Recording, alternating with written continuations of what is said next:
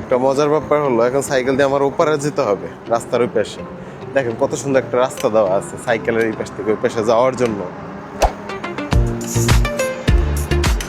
Cycle এবং মানুষ highway পাসের জন্য।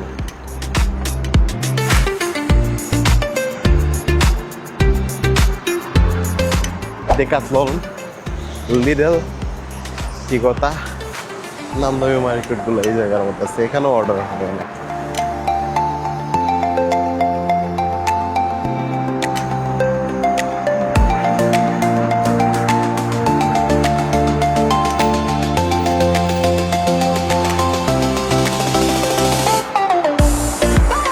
হাইওয়েটা পাস করা শেষ, মানে এক পাশ থেকে এখন অন্য পাশে চলে আসলাম।